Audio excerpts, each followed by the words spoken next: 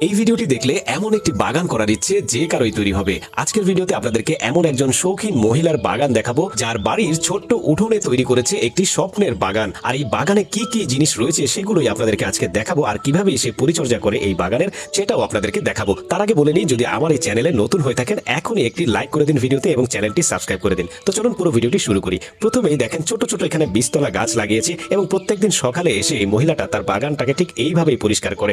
এমন ঝকঝকে পরিষ্কার পরিচ্ছন্ন বাগান এর আগে হয়তো অনেকেই দেখেননি, আমি নিজেও দেখিনি। যাই হোক, ছোট্ট ছোট্ট গাছগুলো দেখেন কতটা বড় হয়ে গিয়েছে। তাই প্রতিদিন সকালবেলা এই মহিলাটা একটা ঝুড়ি নিয়ে তার বাগানে হাজির হয়ে যায় আর দেখে কোন ফলটা পেকেছে বা কোন সবজিটা পেকেছে। দেখেন ছোট্ট ছোট্ট গাছে কত দারুণ দারুণ জিনিস সবজিগুলো ধরে আছে। দেখেন এখানে মরিচ ধরে আছে, তারপরে এখানে শাক রয়েছে, বিভিন্ন রকমের শাক এখানে চারা লাগিয়েছে। আর প্রত্যেকদিন তাদের নিজের ঘরে কিন্তু বাইরে থেকে কোনো সবজি কিনতে হয় না।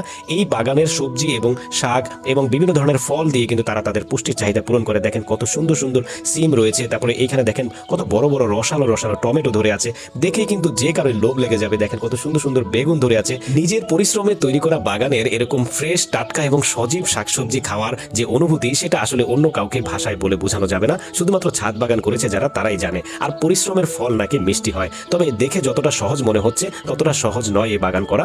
যারা করেছে তারাই জানে বাগানে কতটা সময় দিতে হয়, কতটা পরিশ্রমের ফলেই এরকম একটা ফল হাতে আসে। আর সেই ফল হাতে আসলে কিন্তু সব কষ্টই যে কেউই ভুলে যায়। এই বাগানটা দেখে সত্যি আমার ভালো লেগেছে ব্যক্তিগতভাবে, কারণ এই বাগানে ছোট ছোট বীজতলার মধ্যে দেখেছি বিভিন্ন রকমের শাকসবজি চাষ করেছে, যেটা অন্য কোথাও এত সহজে দেখতে পাইনি। ছোট ছোট বীজতলা কিন্তু অনেকগুলো শাকসবজি এবং ছোট ছোট গাছে দেখেন এখানে তরমুজ ধরে আছে, একেবারে লাল টকটকে পাকা। এই তরমুজগুলো অবশ্য বেশি বড় হয় না, ছোটই থাকে। যাই হোক দর্শক, কেমন লাগলো আজকের ভিডিওটি কমেন্ট করে মতামত জানাবেন। ভিডিও ভালো লাগলে লাইক এবং সাবস্ক্রাইব করে দিবেন। ধন্যবাদ, সবাই ভালো থাকুন।